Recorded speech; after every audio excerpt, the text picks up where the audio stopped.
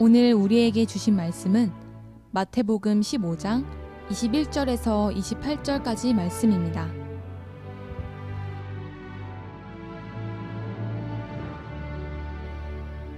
예수께서 거기서 나가서 두로와 시돈 지방으로 들어가시니 가나안 여자 하나가 그 지경에서 나와서 소리질러 이르되 주 다윗의 자손이여 나를 불쌍히 여기소서 내 딸이 흉악하게 귀신 들렸나이다 하되 예수는 한 말씀도 대답하지 아니하시니 제자들이 와서 청하여 말하되 그 여자가 우리 뒤에서 소리를 지르오니 그를 보내소서. 예수께서 대답하여 이르시되 나는 이스라엘 집에 잃어버린 양 외에는 다른 데로 보내심을 받지 아니하였노라 하시니 여자가 와서 예수께 절하며 이르되 주여 저를 도우소서. 대답하여 이르시되 자녀의 떡을 취하여 개들에게 던짐이 마땅하지 아니하니라. 여자가 이르되 주여 올소이다마는 개들도 제 주인의 상에서 떨어지는 부스러기를 먹나이다 하니 이에 예수께서 대답하여 이르시되 여자여 네 믿음이 크도다 네 소원대로 되리라 하시니 그때로부터 그의 딸이 나으니라. 오늘도 변함없이 하나님 예배하기 위하여 이 자리에 함께 하신 여러분 모두를 주님의 이름으로 환영하고 축복합니다. 오늘은 날 향한 끝이 없는 은혜 네 번째 시간으로 은혜를 누리는 큰 믿음이라고 하는 제목으로 하나님의 말씀 함께 나누고 전하도록 합니다. 오늘은 믿음이라고 하는 관점에서 본문의 말씀을 함께 살피고요. 우리의 삶에 하나님께서 원하시는 믿음이 무엇인지 함께 따라가 보도록 하겠습니다. 우리가 흔히 믿음이 크다, 믿음이 강하다라고 하는 말을 하게 되어지는데 큰 믿음이라고 하는 것은 과연 어떠한 의미가 있겠습니까?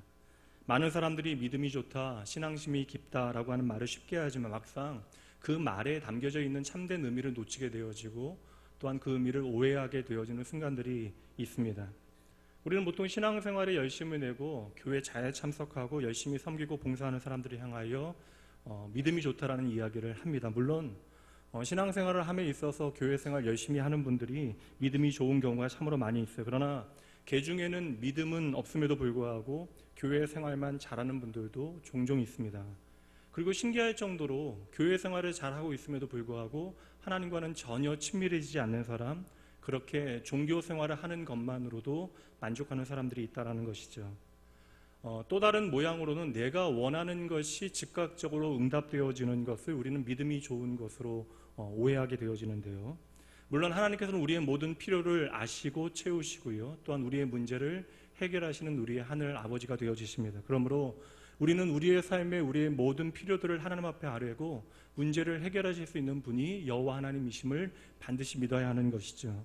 그러나 여러분, 우리의 삶에 내가 응답하는 것이 즉각적으로 응답되어지는 것이, 우리가 원하는 것이 내가 뜻하는 대로 이루어지는 것이 우리의 신앙의 믿음의 최종 목적이 되어진다면 때로는 그 믿음은 우리에게 독이 되어질 수도 있는 것입니다.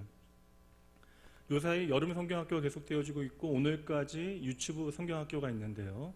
유치부 아이들은 모르겠어요. 유치부 아이들도 쉽지 않은 일인데 영화부 성경학교 끝났잖아요. 영화부 성경학교 때 혹시 선생님들 영화부 아이들 홀로 걸어서 혼자 예배 온 아이들 있나요?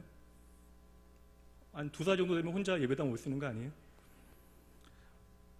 아이가 어릴수록 부모의 손길이 계속해서 그 아이에게 가 닿아야 합니다. 그러니까 다시 말하면 아이가 어릴수록 부모의 시선과 손길은 그 아이에게 닿아 있어야 그 아이가 건강하게 성장하게 되어지는 것이죠. 그러나 그 아이가 차츰 자라게 되어지면서 부모는 그 손길을 조금씩 거두어 가야 합니다. 이것이 자연스러운 아이들의 성장 과정이 되어지는 것이죠. 만약에 내가 내 자식을 사랑한다고 30살 난 아들의 기저귀를 계속해서 갈아주어야 한다면 그것은 부모의 사랑이 아니라 가슴 아픈 일이 되어지는 것이죠. 왜요? 내 자녀가 건강하게 성장하지 못했다는 증거가 되기 때문에 그러합니다. 요사이 개 키우는 분들 많이 계신데 저희 집에도 개가 있어요. 미국에 있을 때 저희 아이가 하나밖에 없다 보니까 홀로 있는 게 좀 안쓰럽다고 한 집사님께서 개를 보내주셔서 그 개를 지금까지 키우고 있습니다. 근데 저는 개를 개로 봐요. 그런데 개를 유난히 좀 다정하게 보시는 분도 계시잖아요. 자식만큼 귀하게 여기시는 애지중지하시는 반려인이라고 하나요, 요새는? 개를 저는 개라고 생각하는데 반려견이라고 이야기하잖아요. 근데 개를 유난히 사랑하시는 그 성도님께서는 어느 날 그 사랑하는 그 반려견이 다리를 절뚝거리는 것을 보고 즉시로 이제 병원을 가게 되어졌는데 7살밖에 안 된 그 개가 퇴행성 관절염에 걸렸대요.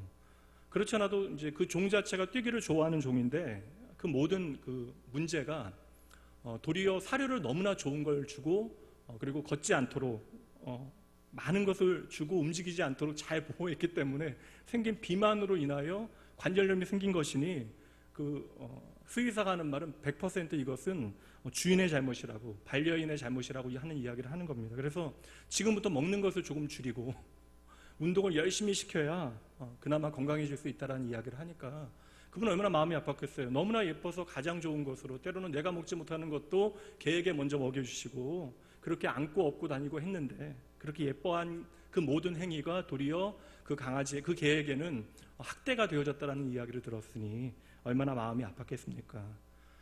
여러분 마찬가지일 거예요. 부모의 과보호, 어찌 보면 과잉보호는요 자녀의 삶에 있어서 독이 되어지는 것입니다.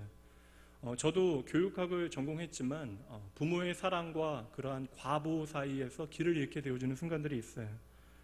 한 권사님께서 딸이 대학에서 이제 포항에 있는 대학에서 공부를 하고 있었는데 밤에 연락이 안 되는 거예요. 그래서 30분간 자녀에게 딸에게 연락이 되지 않는다고 포항까지 차를 타고 내려가셨대요. 가서 보니까 시험 기간인지라 너무나 피곤해서 이제 공부를 하다가 핸드폰을 충전하는 것을 이제 잊어버리고 기숙사에서 잠이 든 거죠. 근데 그 30분의 시간이 너무나 염려가 돼서 득달같이 차를 타고 포항까지 갔다 오셨답니다.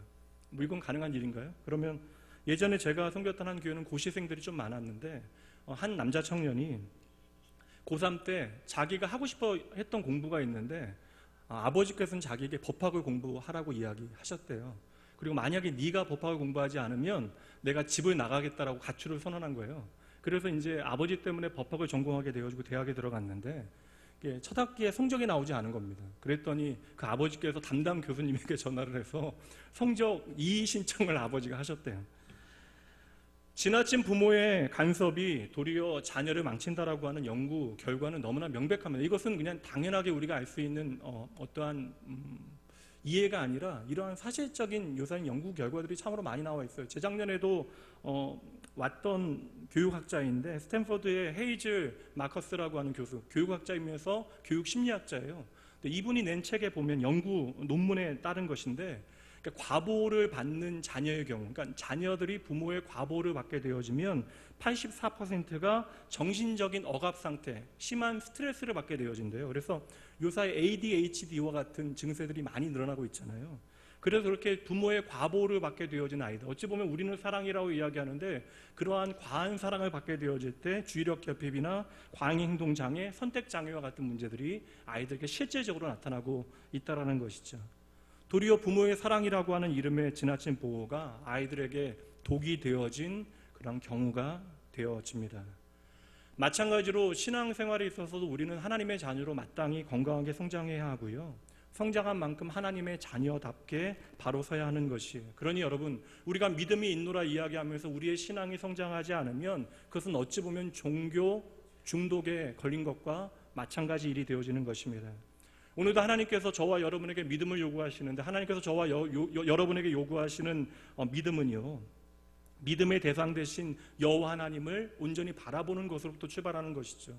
근데 도리어 우리의 믿음 생활에 있어서 믿음의 대상 되시는 하나님은 사라지게 되어지고 우리의 눈에 보여지는 그런 축복만을 바라보게 되어질 때 그것은 축복에 중독되어진 건강하지 못한 신앙의 한 모양이 되어지는 것입니다. 그러므로 오늘도 하나님께서 저와 여러분에게 요구하시는 건강하고 바른 믿음은요, 시간이 지날수록 더 온전해져야 하고 더 순전해져야 하고 더 강건해져야 하는 줄 믿으시기 바랍니다.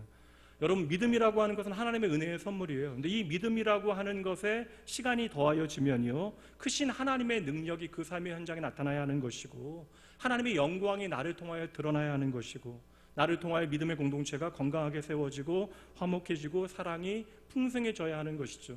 근데 하나님께서 우리에게 믿음을 주셨는데 이 믿음의 시간이 더할수록 믿음의 도끼를 품게 되어지거나 고집과 아집이 내 삶의 어떠한 형태로 나타나게 되어진다면 이것은 건강한 믿음이라 할 수 없어요. 도리어 그러한 믿음의 결과는 믿음의 공동체 안에 또한 내 삶 가운데, 내 가정, 내 자녀의 삶 가운데 갈등과 아픔과 그 어떤 문제의 흔적을 남기게 되어질 것입니다. 여러분 잊지 마셔야 돼요. 세상과 다르게 믿음이라고 하는 것은 언제나 나를 통하여 증명되는 것이 아닙니다. 믿음이라고 하는 것은 나의 정의를 통하여 시작되어지는 것이 아니라 오직 하나님으로부터 정의되어져야 하고 하나님으로부터 시작되어져야 하는 것이죠. 근데 믿음이라고 하는 것이 언제나 하나님의 은혜로 시작되어져야 하는 것인데 우리가 교회 안에서도 세상이 정의하는 바와 다를 바 없는 정의를 가지고 우리의 믿음을 증명하려고 한다라는 것이에요. 그러니 교회 안에서도 세상 사람들과 동일하게 세상 사람들이 좋다라고 여기는 그러한 눈에 보이는 것들로 믿음을 판단하고 믿음을 정의하고 믿음을 설명하고 있는 것이 오늘 우리의 문제일 수 있는 것입니다. 그래서 어느새 내 삶에 하나님의 은혜를 은혜에 답지 못하게 만드는 일을 저와 여러분이 오늘도 하고 있는 것이죠. 성도 여러분, 다시 말씀드립니다.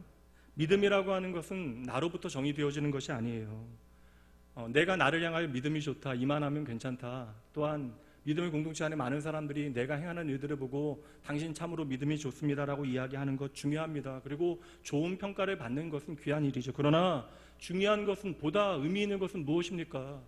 우리의 믿음에 대하여 그 믿음을 정의하실 수 있는 하나님께서 무엇이라고 말씀하시는지, 오늘 저와 여러분의 신앙을 어떻게 평가하시는지에 대하여 우리가 먼저 귀 기울여야 하는 것이죠.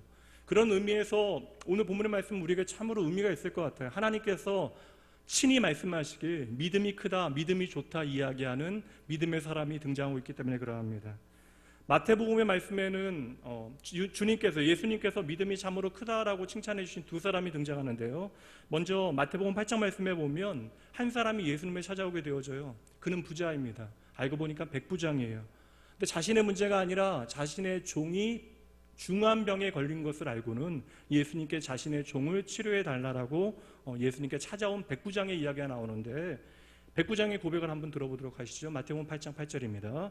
백부장이 대답하여 이르되 주여, 내 집에 들어오심을 나는 감당하지 못하겠사오니 다만 말씀으로만 하옵소서. 그러면 내 하인이 낫겠습니다. 이 고백을 들으시고 예수님께서 백부장에게 하시는 말씀이 아니라 그 주변에 있었던 다른 무리들과 제자들을 향하여 이렇게 말씀하십니다. 내가 진실로 진실로 너희에게 이르노니 이스라엘 가운데 아무에게도 이만한 믿음을 보지 못하였느니라. 그리고 다른 한 사람이 오늘 본문의 말씀에 등장하고 있는 이름 없는 한 가나안 여인입니다. 그리고 그녀를 향해서도 오늘 말씀의 결론이 되어지는 마지막 말씀에서 주님께서 친히 말씀하시길 여자여 내 믿음이 크도다라고 말씀하십니다. 저는 이 두 사람을 통하여 과연 믿음의 실체가 무엇인지에 대하여 생각해 보게 돼요. 그리고 그 믿음의 모양이 무엇인지 참으로 궁금합니다. 여러분, 복음서를 통틀어서 예수님으로부터 믿음이 크다라고 칭찬받은 사람은 참으로 드물게 나타난다는 것이죠. 근데 여러분, 재미있는 사실이 있어요. 오늘 우리가 읽었던 본문 말씀은 마태복음 말씀인데 이 마태복음 말씀에 믿음이 크다라고 말씀되어지는 두 사람, 이 백부장과 가나안의 한 여인 둘 사이에 어떠한 공통점이 없습니다. 근데 이들의 공통점 하나가 있어요. 공통점이 무엇입니까? 그들이 바로 다 이방인이었다라는 거예요. 유대인이 아니었다라는 것입니다. 그런데 공교롭게도 마태복음은 복음서 가운데 그러니까 1차적인 독자가 유대인들을 향하여 쓰여진 복음의 내용이라는 것이죠. 그런데 유대인들은 도리어 예수님 앞에 그 믿음을 칭찬받지 못하고 있는데 예수님으로부터 칭찬을 들었던 두 사람이 마태복음에 등장하는데 그들이 다 이방인이었다라는 것입니다.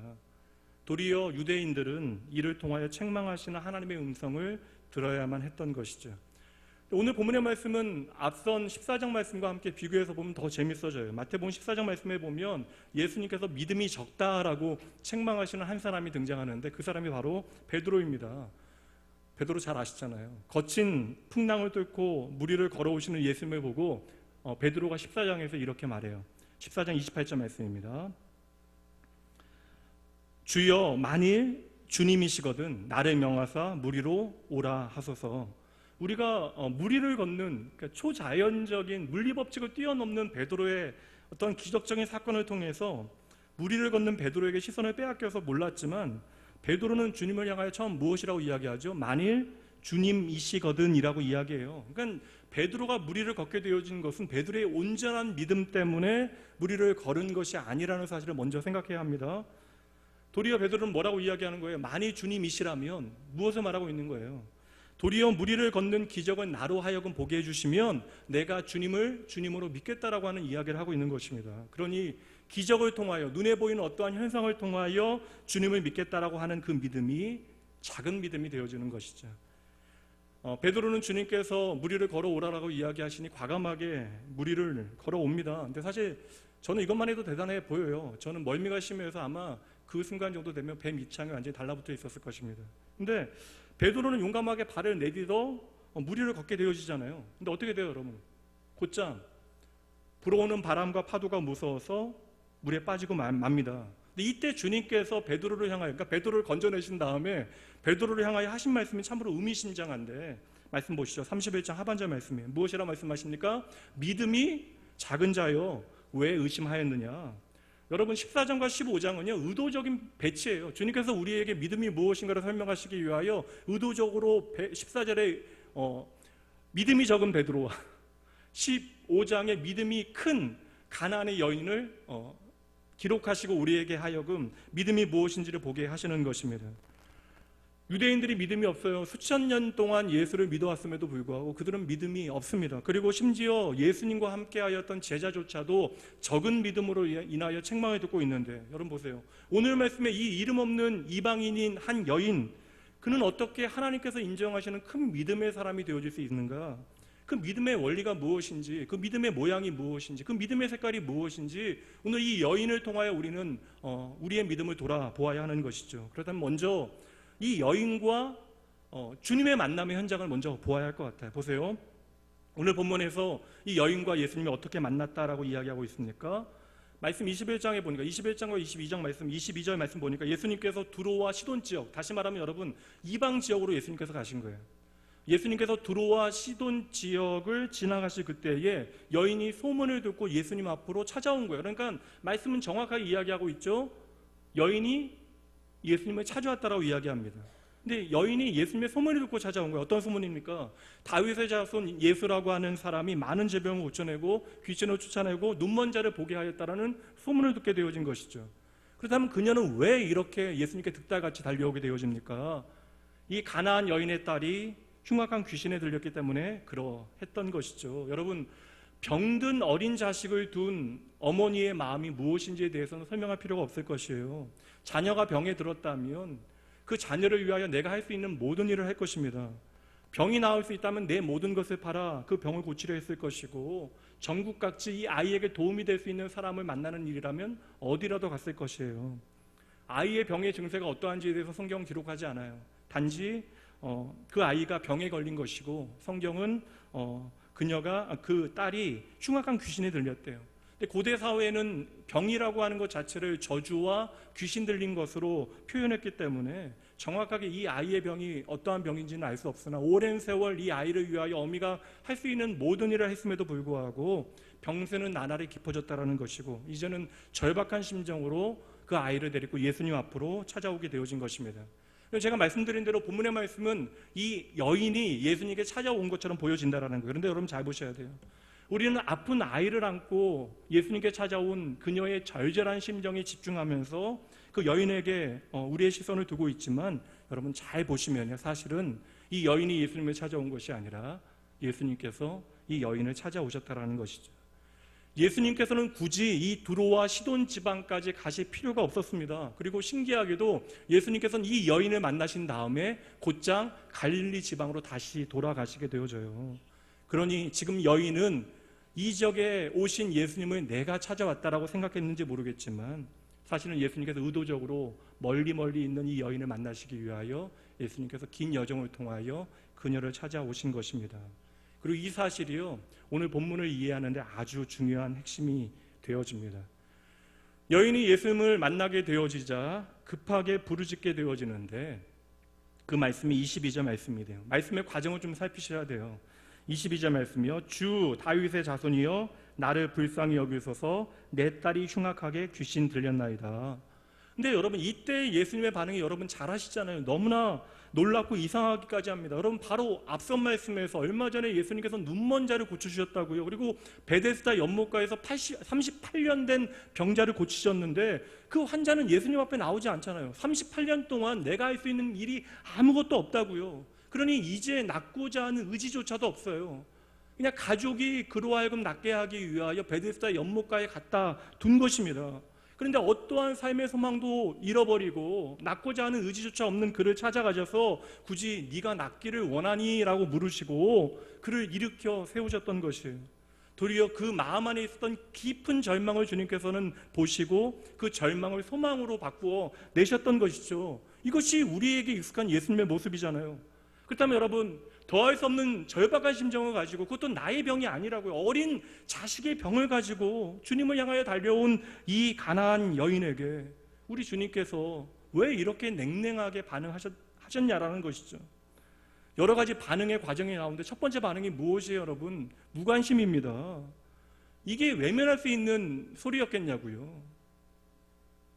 도무지 외면할 수 없는 어미의 절규잖아요. 표현 자체가 여러분 부르짖다, 울면서 소리 지르다라는 의미예요. 그런데 이렇게 울부짖고 있는 여인의 소리를 주님께서는 못 들은 채 하셨다라는 것이죠. 제 설명이 한 23절 말씀 보세요. 예수는 한 말씀도 대답하지 아니하셨습니다. 눈먼 자에게는 일부러 친절하게 실로암 연못까지 가서 씻으라 이야기하시고 그 눈 만져주셨잖아요. 진흙을 개어내셨잖아요. 그리고 38년 된 병자에게는 먼저 찾아가 말을 건네시고 그 삶이 어떻게 회복되어질 수 있는가에 대하여 먼저 증거하시고 그의 병을 낫게 하셨잖아요. 근데 왜 이 여인에겐 이렇게 지나치게 냉정하십니까? 가난한 사람들, 특별히 병든 자들을 향한 예수님의 태도와는 너무나 거리가 멀잖아요. 여러분 한번 생각해 보시죠. 저와 여러분도 다 하나님의 자녀인데 우리가 하나님 앞에 간절히 부르짖지만 하나님께서 저와 여러분을 향하여 침묵하실 때가 있습니다. 그럴 때 그냥 하나님께서 조금만 기다려라 한마디만 해주시면 그래도 이 어려움의 시간을 잘 이겨낼 것 같은데 그 어떤 말씀도 하시지 않잖아요. 그때 우리는 하나님께서 적어도 나에게 주실 은혜는 없는가 보다라고 절망하게 되어져요.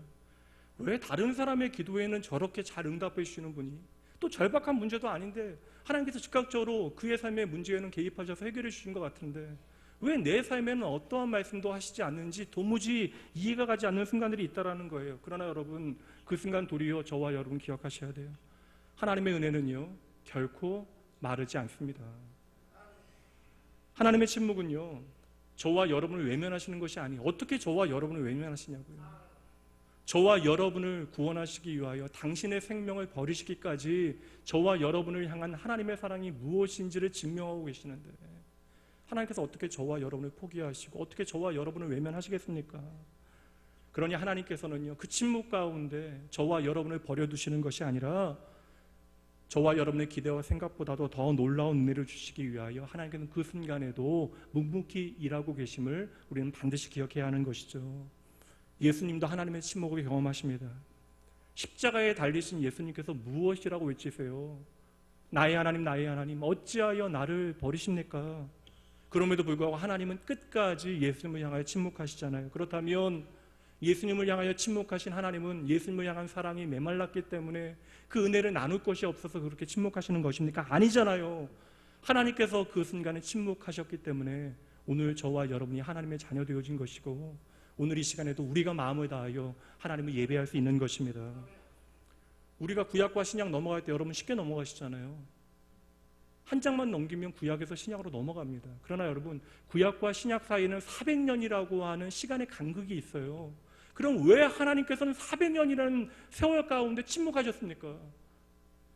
믿음 없었기 때문에 하나님께서는 그 400년의 침묵기를 통하여 그들의 죄가 무엇인지를 보여주시는 것이에요. 그러면 그 400년간에 존재했던 모든 사람들은 하나님의 은혜와 상관없는 사람들입니까? 그 400년의 긴 침묵기 가운데 하나님께서는 어떠한 일을 하십니까? 우리가 보기에는 아무 일도 안 하신 것 같다고요. 그런데 성경은 분명히 말하잖아요. 하나님께서는 졸지도 아니하시고 주무시지도 아니하신대요. 우리에게 그 하나님의 마음을 헤아려 설명하시기 위하여 하나님께서 눈 한번 깜빡이지 아니하시고 불꽃 같은 눈으로 저와 여러분을 지켜보시고 돌봐 주시는 분이 하나님이시래요. 그렇다면 왜 하나님께서는 그 시간 동안에 침묵하십니까? 도무지 하나님의 사랑이 무엇인지를 믿지 못해요. 어떠한 사랑을 보여주셔도 하나님의 사랑에 믿음으로 반응하지 아니합니다. 그러니 하나님께서는 이제 어떻게 하시기로 작정하셨어요? 내가 친히 너희 가운데 임하여 나의 사랑이 무엇인지를 증명하시겠다라는 것이죠. 그래서 하나님께서 이 땅에 우리와 같은 모습으로 오시기 위하여 400년이라는 시간 가운데 하나님의 구원의 계획을 차근차근 이루어 가셨던 것입니다. 여러분, 하나님께서 우리의 기도에 응답하시지 아니하시면 답답해요. 초조합니다. 그러나 하나님께서 당장 나의 기도에 응답하지 아니하시고 때로는 나의 평생에 하나님께서 나의 기도에 응답하지 아니하시는 것처럼 보일지라도 여러분 잊지 않으셔야 돼요. 물론 하나님께서는 우리의 기도에 반드시 응답하시는 분이시지만 우리의 실상이 응답하지 않는 것처럼 여겨주신다면 그때도 여러분 놓치시지 마셔야 한다는 거예요. 하나님의 은혜는 결코 메마르지 아니합니다. 하나님의 은혜는 결코 저와 여러분을 향하여 식지 아니함을 기억하셔야 하는 거예요. 하나님께서는 때로는 우리의 믿음을 테스트하기 위하여 침묵하시기도 하세요. 왜요? 그 시험의 목적은요, 우리로 하여금 더 성장하게 하시려는 아버지 하나님의 마음입니다. 그 침묵에 반응하는 우리의 믿음의 자세를 확인하시고 우리를 자라게 하시려는 것이죠. 그래서 하나님께서는 때로는 일부러 침묵하시기도 하신대요.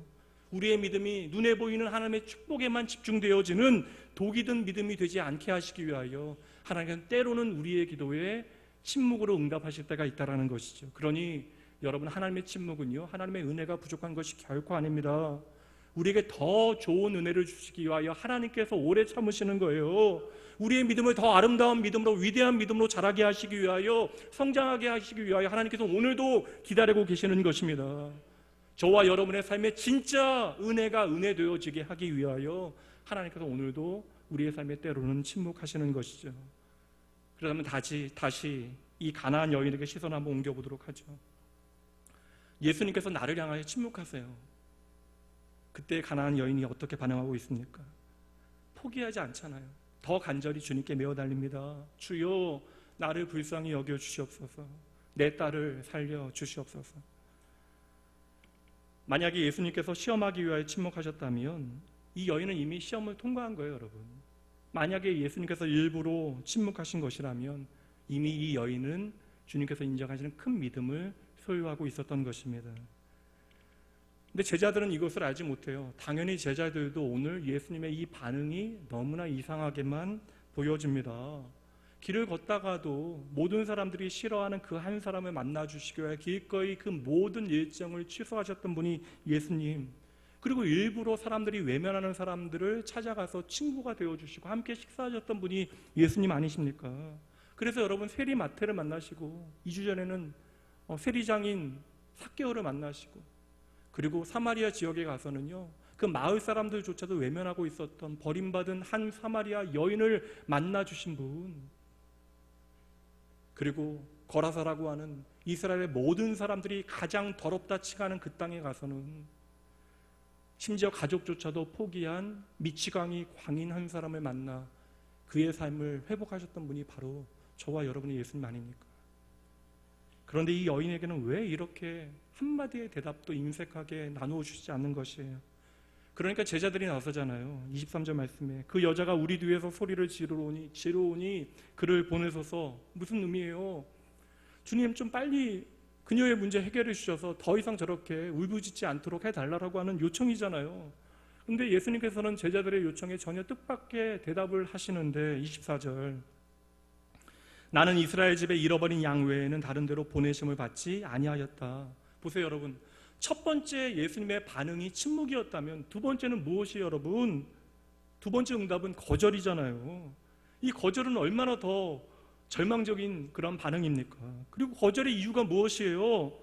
이스라엘의 양들에게 내가 보냄을 받았기 때문에 나는 너를 결코 구원할 수 없다라고 이야기하시는 것이죠.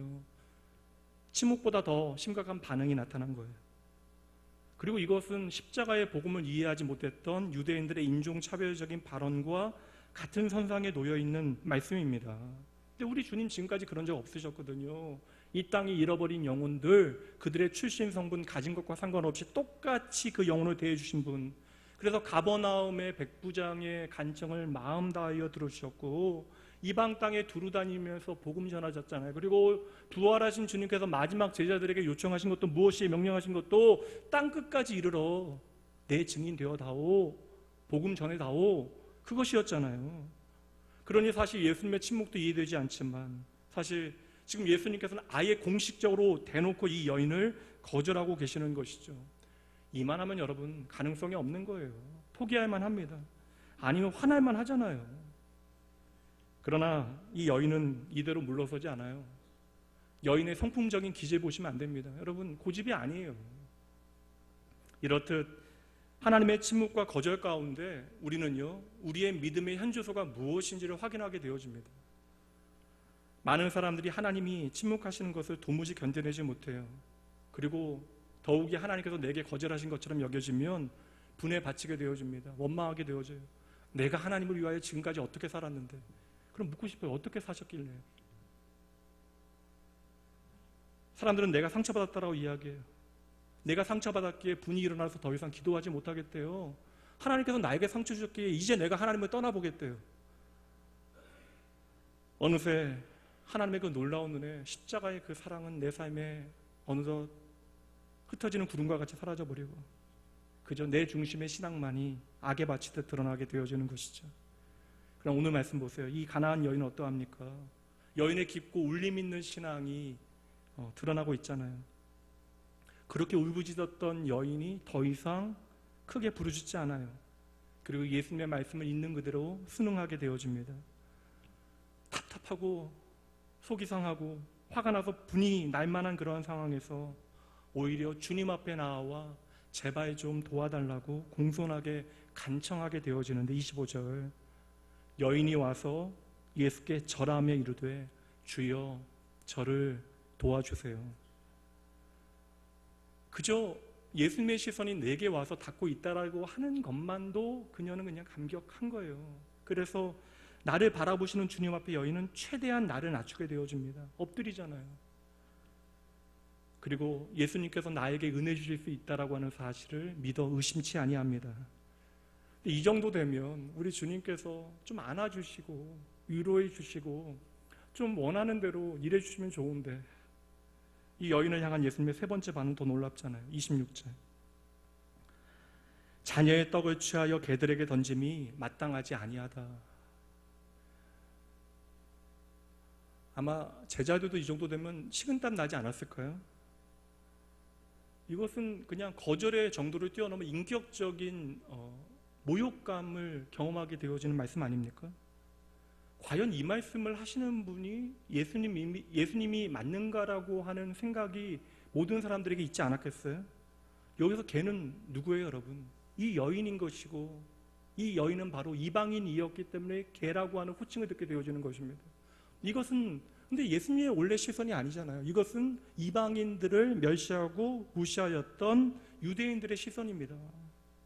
그러니 도무지 우리가 아무리 좋은 해석을 해도 예수님의 이런 반응이 이해가 되지 않는 거예요. 그래서 제가 처음에 말씀드렸던 전제 여인이 예수님을 찾아온 것이 아니라 예수님께서 일부러 여인을 찾아오셨다라고 하는 사실을 놓치게 되어지면 이 과정이 우리에게는 도무지 이해가 안 되는 과정이에요. 여러분이 이 여인이라면 예수님의 이 세 번째 반응 앞에서 어떻게 반응하시겠습니까? 그러니까 저라면요, 제가 생각해 봤어요. 제가 할 수 있는 최선이라고 하는 것, 제가 여인의 자리에 있다면 아이를 가만히 안고 조용히 일어나서 그 자리를 떠났을 것입니다. 예수님도 유대인들과 똑같이 나를 대하는구나. 그 누구도 어떤 말조차 하지 못하는 그 모든 정막을 깨고 땅에 바짝 엎드려진 그 여인으로부터 떨리지만 분명한 음성 하나가 들려집니다. 그 말씀 27절 주여 옳습니다. 그러나 개들도 그 주인의 상에서 떨어지는 부스러기를 먹나이다. 여러분 이 한마디가 모든 상황을 뒤집어 엎는 믿음의 말이에요. 오늘 말씀은 예수님의 표정을 우리에게 보여주지 않지만 저는 확신합니다. 이 여인이 예수님을 향하여 주님 옳은 말씀입니다. 그러나 개들도 주인의 상에서 떨어지는 부스러기를 먹습니다 했을 때 주님께서는 분명 환하게 웃으셨을 거예요. 이것이 바로 예수님께서 보고자 했던, 예수님을 감동시킨 믿음이 되어지는 것이죠. 그렇다면 여러분, 이 옳습니다라고 하는 이 여인의 말은 어떠한 의미가 있는 거예요? 침묵하셔도 예수님께서 오르십니다. 나를 거절하셔도 예수님께서 오르십니다. 예수님께서 하신 말씀 가운데 하나도 틀린 것은 없습니다. 자녀의 떡을 자녀에게 먼저 주는 것 너무나 당연한 일입니다. 그러나 설사 예수님께서 내게 말씀하지 아니하시고 내 간청에 응답하지 아니하실지라도 주님께서는 언제나 오르십니다. 여러분, 오늘 이 말씀에 응답되어지는 여인의 반응을 여러분의 삶에 비춰 보셔야 돼요. 이 말씀을 여러분에게 비추어 내셔야 합니다. 여러분들은 하나님의 은혜가 무엇이라고 생각하세요? 내가 하나님을 향하여 말도 안 되는 청구서를 우리는 날마다 내밉니다. 그런데 그 청구서에 하나님께서 단 한 번에 응답하시면 우리의 믿음이 좋은 것이고 우리가 놀라운 은혜를 경험하는 것입니까? 그것도 청구서를 여러 번 드리는 것이 아니라 단 한 번만에 그 청구서에 대해서 응답받는 것이 우리는 큰 믿음이라고 착각하고 있는 것은 아니에요. 그러다 보니까 거절당하면 우리는 하나님의 은혜로부터 멀어졌다라고 착각하는 것은 아닙니까? 그 거절이 2번, 3번 계속되어지면 이게 은혜가 아니라고 하는 판단에서 더 나아가 하나님께서는 은혜로운 분이 아니시다라고 우리가 불평하고 있는 것이 오늘 우리의 현실이 아니라는 것이죠. 여러분, 아무리 힘드셔도 잊지 마셔야 돼요. 하나님께서 오늘 나에게 거절하는 것처럼 여겨질지라도 하나님은 언제나 오르십니다. 하나님은 언제나 저와 여러분에게 의로우신 분이시고 미쁘시고 선하신 일을 오늘도 행하시는 분이세요. 그러니 당장 내 기도에 내가 원하는 식으로 응답하지 아니하신다고 하나님 틀렸습니다, 하나님은 나를 사랑하지 아니하십니다 하는 것은 믿음이 아니에요. 그러면 우리는 결코 우리의 삶에 관통하여 지나가는 하나님의 은혜를 은혜로 발견할 수 없게 되어지는 것입니다.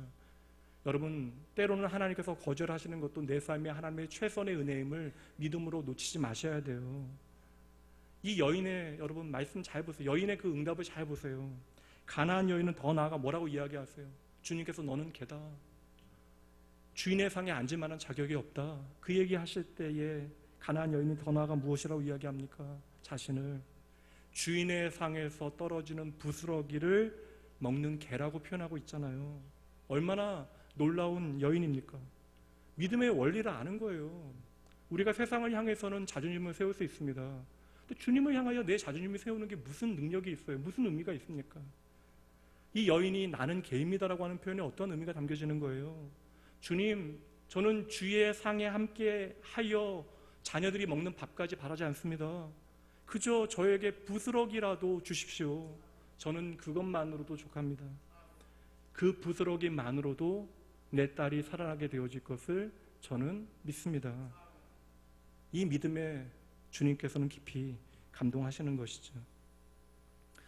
제가 이 여인 일부러 만나시기 위하여 예수님께서 두로와 시돈까지 가셨다고 말씀드렸잖아요. 조금 더 생각해 보면요, 오늘 이 여인을 저와 여러분에게 소개하셔서 우리가 어찌 믿음의 삶을 살아내야 하는가를 알려주시기 위하여 주님께서는 두로와 시돈에 가신 것입니다.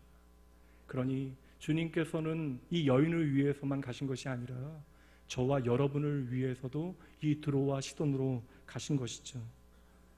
하나님이신 예수님께서는 이 여인의 믿음이 무엇인지를 이미 알고 계셨어요. 그래서 그녀의 청함에 침묵하시고 거절하시고 끝까지 그녀를 무시하신 것이죠. 그녀 안에 감추어져 있었던 큰 믿음을 세상 가운데 증명하기를 원하셨던 것입니다. 그리고 그것을 말씀에 기록하여 이제 믿음을 통하여 오가는 모든 세대의 사람들이 믿음이 무엇인지를 그녀를 통하여 도전받게 하신 것이죠. 여러분, 어떠한 믿음이 큰 믿음입니까? 나의 간구에 주님께서 침묵하셔도, 때로는 거절하셔도, 심지어 그것이 나에게 모욕감을 주는 어떠한 결과로 나타난다 할지라도 오직 하나님만이 옳습니다라고 고백하는 게 진짜 믿음이에요. 여러분, 우리가 그러한 믿음까지 자라나기를 하나님께서 오늘 저와 여러분에게 원하시는 것입니다. 더불어 하나님께 우리가 나아갈 때 내 원대로 되어지지 않는다 할지라도, 하나님의 은혜가 부스러기와 같이 여겨질지라도 그만으로 나는 충분하다고, 그 부스러기 은혜만으로도 내가 변화되어질 수 있다고, 나의 가족이 변화되어질 수 있다고, 나의 자녀가 주의 몸된 교회가 변화되어질 수 있다고, 그렇게 하나님의 능력을 인정하고 고백하는 것이 큰 믿음이 되어지는 것이죠. 그래서 여러분, 다른 것이 아니라 바로 내 삶 가운데 하나님의 은혜를 은혜답게 만드는 것이 바로 큰 믿음이 되어지는 것입니다. 이제 그녀의 믿음의 말을 마지막까지 드러내신 후에 주님께서 환히 웃으시며 말씀하셨을 것이에요. 그 말씀이 28절, 여자여 내 믿음이 크도다, 내 소원대로 드리라. 여인의 믿음이 바로 하나님의 마음을 기쁘시게 해드리잖아요. 그리고 이 여인은요,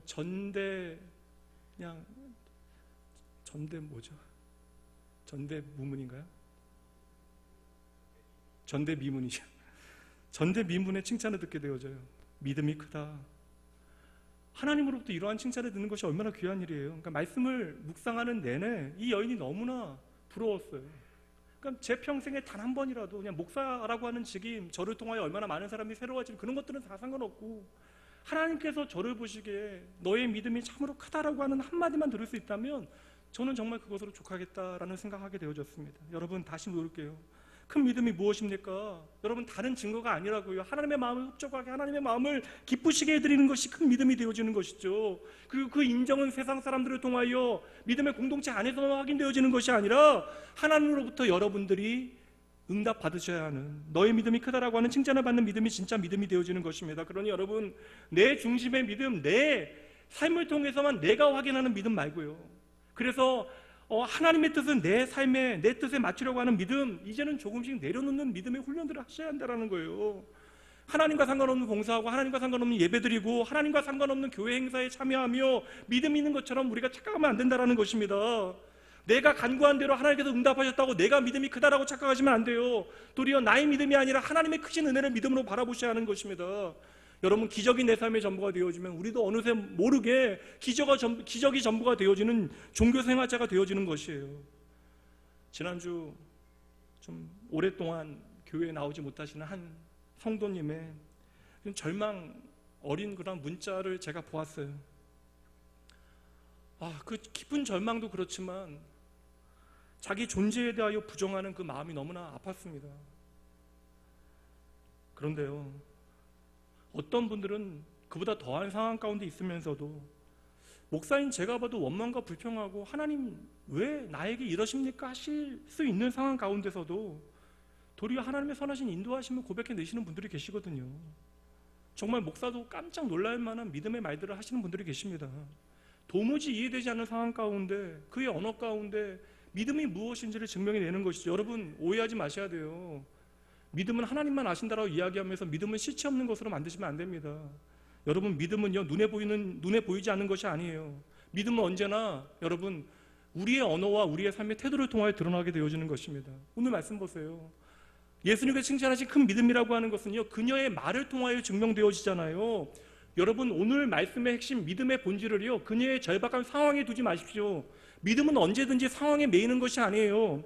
그녀는 그저 절박해서 지푸라기 잡듯이 예수님께 매달리고 있는 것이 아니라는 거예요. 여러분, 이 여인이 첫 번째 예수님을 부르고 있는 그 첫 마디를 보시면 믿음의 본질을 깨닫게 되어지는데요. 15장 22절 말씀 다시 한번 보시죠. 함께 읽어보죠. 가나안 여자 하나가 그 지경에서 나와서 소리를 질러 이르되 주 다윗의 자손이여 나를 불쌍히 여기소서. 됐어요. 여러분 보세요. 이 이방 여인이 예수님께 나와 가장 먼저 외치는 그 주님의 이름이 무엇입니까? 주 다윗의 자손이여. 왜 이 예수님을 향한 호칭이 놀라운 호칭이 되어져요? 우리는 그냥 지나쳐버린 이름이지만 주 다윗의 자손이여 했던 이유가 무엇입니까? 그것은 구약 성경에 예언되어진 그대로 다윗의 자손으로 오신 메시아가 바로 누구라는 거예요. 내 눈앞에 계신 예수 그리스도께서 하나님의 약속의 말씀에 나에게 허락하신 메시아이심을 고백하고 있는 것이죠. 그러니 이 여인은 예수님을 향하여 주여 랍비여 혹은 예수님이라고 고백하지 아니하고 주 다윗의 자손이여 외치고 있는 거예요. 무엇입니까? 이 땅에 우리를 구원하시기 위하여 오신 메시아가 바로 당신이십니다.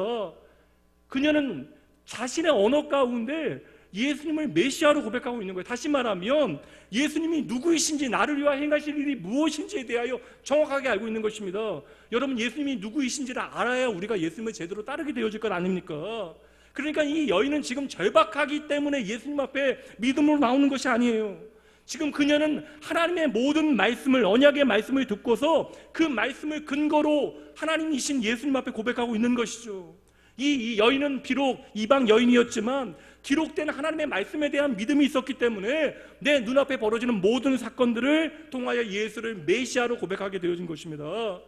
시간과 공간을 뛰어넘어 하나님의 약속의 말씀은 반드시 믿는 사람들의 삶에 성취되어진다는 사실을 눈으로 보고 그 말씀을 보고 내가 확신하고 이제는 그 말씀을 나의 말씀으로 고백하면서 예수를 메시아로 그렇게 고백하고 있는 것이죠. 여러분, 그녀의 믿음이 어떤 믿음이에요? 단 한 가지예요. 하나님의 약속의 말씀은 반드시 성취되어진다는 믿음이 그녀에게 있었던 것입니다. 여러분, 예수 믿는 저와 여러분도 세상 살아가다 보면 손해볼 때 있다고요. 좀 하나님께서 지켜주시죠. 이러한 물질적인 손해 안 보도록, 내가 이러한 실패하지 아니하도록 하나님께서 좀 지켜주실 수 있잖아요. 왜 믿지 않는 사람들 앞에서 나로 하여금 실패하게 하십니까? 때로는 그로 인하여 업신여김, 무시당하는 순간들이 있잖아요. 그럼에도 불구하고 왜 우리는 오늘 이 자리에 나와서 하나님을 향하여 예배하고 여전히 기도하고 있습니까? 그 이유는 딱 한 가지죠. 바로 하나님께서 말씀하시면 반드시 이루어진다라고 하는 사실을 믿기 때문에 오늘도 우리는 기록된 하나님의 약속의 말씀을 붙들고 하나님 앞에서 우리의 삶을 살아가고 있는 것이에요. 그리고 그 말씀을, 하나님의 말씀을 믿고 우리가 그 말씀에 순종하기만 하면 어제나 오늘이나 내일이나 반드시 하나님의 약속의 말씀은 우리 가운데 이루어진다라고 하는 믿음이 우리에게 있기에 오늘도 우리는 담대히 하나님의 은혜의 보좌 앞으로 나아가는 것이죠. 여러분, 믿음을 오해하지 마십시오. 믿음은 나의 기절로부터 출발하는 것이 아니에요. 믿음은 그저 세상 사람들이 이야기하는 것과 같이 미래에 대한 긍정적이고 적극적인 마음, 나의 어떠한 넘치는 에너지가 믿음이 아닙니다. 여러분, 믿음은 당장 내 눈에 보이지 않는 것들을 기록된 말씀에 의지하여 나의 현실, 나의 리얼리티로 붙잡고 살아내는 것이 바로 믿음이라는 것이죠. 오늘 하나님께서 인정하고 계시는 큰 은혜를 누리게 되어지는 그 큰 믿음은 무엇이에요? 단순합니다. 오늘 나를 움직이는 동기가 무엇인지를 확인하라는 거예요. 오늘 우리를 움직이게 만드는 그 모든 동기가 바로 하나님의 약속의 말씀이 되어져야 한다는 것입니다. 여러분, 수많은 사람들이 예수님 따라다니고 있어요. 그러나 그들은 이내 예수님을 저주하고 예수님을 버립니다. 오병이어로 수만 명의 사람을 먹이시는 예수님을 좋아하고 있는 거예요. 온갖 병을 고치시고 죽은 사람까지 살려내시는 예수님을 보고 신이 납니다. 그런데 더 이상 그러한 기적이 내 눈에 보이지 않게 되어지자 예수님의 존재 자체를 부정하게 되어지는 것이죠. 그러나 이 가나안 여인은요, 이 모든 눈에 보이는 현상들을 통하여 유대인들이 고백하지 못한 메시아에 대한 하나님의 약속의 말씀을 붙잡고 나아가서 주님 앞에 내 모든 삶을 맡겨드리는 것이잖아요. 하나님의 약속의 말씀 까닭에 예수를 메시아로 믿었고 그 모든 약속의 말씀이 내 삶에 반드시 성취되어질 것을 믿기 때문에 주님 앞에 담대히 나와 외치는 거예요. 다윗의 자손 예수여, 나를 불쌍히 여기소서. 말씀하신 그대로 이 땅에 임하신 예수님, 나를 구원하여 주시옵소서. 여러분, 오늘도 이 원리는 동일해요. 오직 말씀에 따라 움직이는 것이 믿음이라고 하는 사실을 믿으시기 바랍니다. 믿음이라고 하는 것은요, 하나님의 약속의 말씀을 나를 향한 말씀으로 믿고 그 약속의 말씀에 내 인생을 거는 것이 믿음입니다. 때때로 하나님의 약속의 말씀이 내 삶에 어떻게 이루어질지를 우리는 보지 못하잖아요. 그래서 걱정하게 되어지고 염려하게 되어지는 순간들이 있습니다. 때로는 하나님의 약속의 말씀이 너무나 아득하게 보여지는 현실이 있다고요.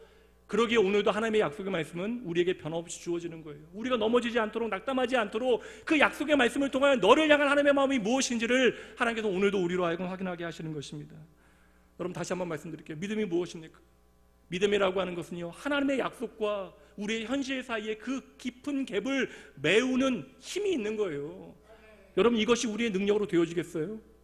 이것은 오직 하나님의 은혜로 우리에게 주어지는 것임을 믿으셔야 돼요. 비가 오지 않아도, 그래서 모든 사람들이 내가 하는 일들에 대하여 비웃는 그 순간 하나님께서 들려주신 비 소식, 그 약속의 말씀 하나 붙잡고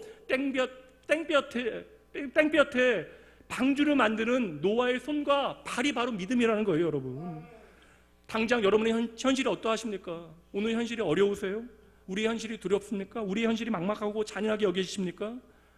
여러분, 그러한 현실에 광포한 그러한 목소리 앞에서 믿음으로 우리의 삶을 살아내는 것은 참으로 쉽지 않아요. 그래서 말씀을 따르는 사람이 많지 않은 것입니다. 그러나 여러분, 믿음의 사람은요, 오늘도 분명해요. 현실이 아니라 하나님의 약속의 말씀을 붙잡는 사람이 바로 믿음의 사람입니다.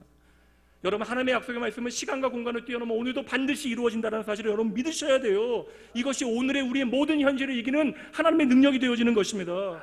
그래서 언제나 하나님께서 미리 우리에게 말씀해 주시는 거예요. 그리고 그 하나님의 약속의 말씀에 대하여 우리가 어떻게 반응하는가를 하나님께서 확인하시는 거예요. 믿음의 사람은 그래서 하나님의 약속의 말씀에 나의 운명을 걸게 되어지는 것입니다. 나의 모든 미래의 발걸음이, 오늘의 내가 걸어가는 모든 길이 하나님의 말씀이 기준이 되어지는 것이죠. 여러분, 이제 이 여인의 믿음이 보이십니까? 오늘 예수님께서는 이 여인의 딸만을 고쳐주신 것이 아니에요. 이제 모든 인생의 문제를 믿음을 통하여 해결할 수 있는 축복을 친히 보여주신 것입니다.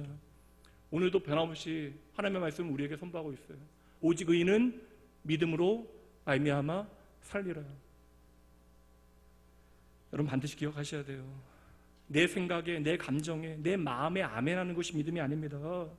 하나님의 약속의 말씀을 신뢰하는 것이, 그리고 그 말씀 믿고 최선을 다하는 것이 진짜 믿음인 거예요. 오늘 가나안 여인은 이 믿음의 원리를 정확하게 이해하고 있잖아요. 내가 하나님의 은혜를 받을 만한 공로가 없고 자격이 없다는 사실을 알고 있어요. 그럼에도 불구하고 나에게 은혜를 베풀어 달라고 지금 구하고 있는 것입니다. 저와 여러분도 마찬가지죠. 이 자리에서 우리가 하나님의 그 놀라운 은혜 앞에 나올 만한 자격 있는 사람이 있습니까? 말씀을 전하는 저도 자격이 없고, 이 자리에 앉아있는 여러분도 하나님의 은혜에 그 어떤 자격이 없는 자들이에요. 그럼에도 불구하고 우리는 하나님의 은혜에 자격이 있는 것처럼 착각하며 살아가는 것이죠. 그러니 하나님께 실망했다고, 내 기도에 응답하지 아니하시는 하나님 원망스럽다라고 우리가 고백하게 되어지는 것이죠. 오늘도 부족하고 연약하고 실수투성이지만 우리는 그냥 있는 모습 그대로 하나님 앞에 나아옵니다. 제가 저를 보니까, 여러분들은 모르겠어요, 제가 저를 보니까 그냥 하나님 앞에 제가 너무나 뻔뻔한 거예요. 근데 우리가 뻔뻔해도 된대요. 우리의 뻔뻔함의 근거가 무엇입니까? 예수 그리스도의 십자가잖아요. 내 자격을 이야기하면 우리는 평생 하나님 앞에 나가지 못할 거예요. 그러므로 우리는 예수 그리스도의 이름으로 오늘도 뻔뻔해야 하는 것이죠. 만약 내가 하나님 앞에 자격이 있다라고, 조금이라도 자격이 있다라고 생각하신다면 그 사람이야말로 하나님 앞에 나갈 자격이 없는 사람입니다. 내가 자격 없다라는 사실을 인정하게 되어질 때 우리의 삶에 그 어떤 것도 하나님의 은혜의 흔적이 되어질 수 있는 거예요. 다시 말씀드릴까요? 그러니까 여러분, 죄책감이나 자기 연민도 믿음이 아닙니다. 가나안 여인이 주님 앞에서 아 그렇군요, 내가 하나님의 은혜에 정말 합당한 사람이 아니군요 하면서 아이를 안고 돌아갔다면 모든 일은 그렇게 끝나버렸을 것이에요. 반드시 기억하셔야 합니다. 우리가 믿음으로 주님 앞에 나아가기만 하면 주님은 언제나 저와 여러분을 만나주십니다. 심지어 저와 여러분이 때로는 내가 나를 포기하는 순간에도 주님은 절대 저와 여러분 포기하지 아니하신대요. 오늘 내 삶의 상황이 혹 최악과 같이 여겨질지라도 내가 하나님 앞에 나아가 은혜를 구하기만 하면 하나님께서는 저와 여러분의 삶을 긍휼히 여기십니다. 그럼 부탁드릴게요. 여러분, 기분에 따라 기도하지 마세요.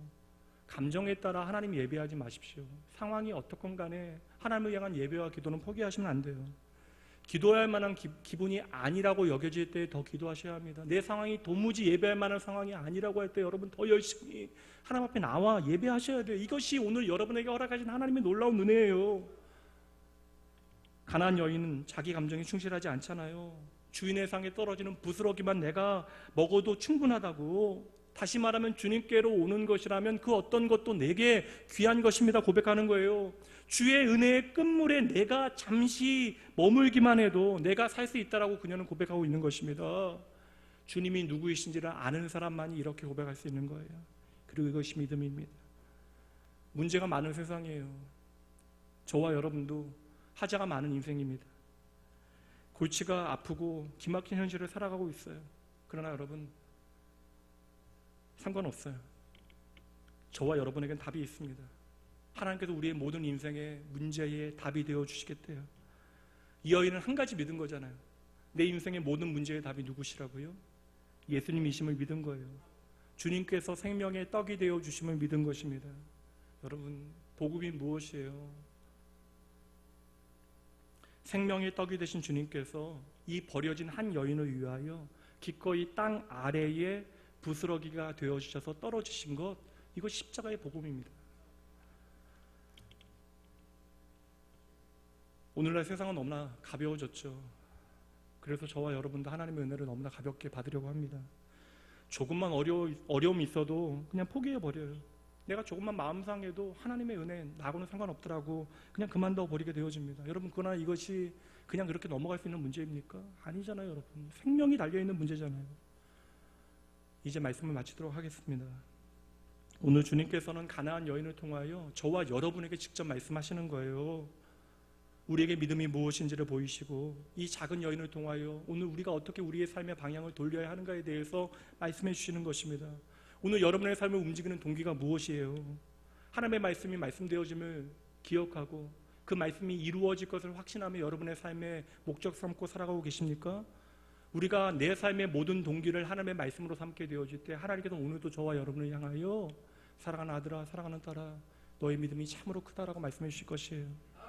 때로는 하나님의 말씀과 내 생각이 충돌하는 순간들 있잖아요. 그러나 그 말씀을 주신 분이 하나님이시기에 하나님 아멘, 오직 하나님만이 옳습니다 할 때 하나님께서는 여러분의 아멘을 통하여 반드시 여러분의 삶을 책임져 주실 것입니다. 뿐만 아니라 나의 모든 상황과 환경을 뛰어넘어 우리가 하나님 앞에 나의 삶의 문제를 맡겨드릴 때 선하고 긍휼이 많으신 그 하나님께서 반드시 여러분의 삶에 응답해 주실 거예요. 그 하나님께서 반드시 그 믿음 보시고 말씀해 주실 것입니다. 너의 믿음이 참으로 크다. 너의 소원대로 될지어다.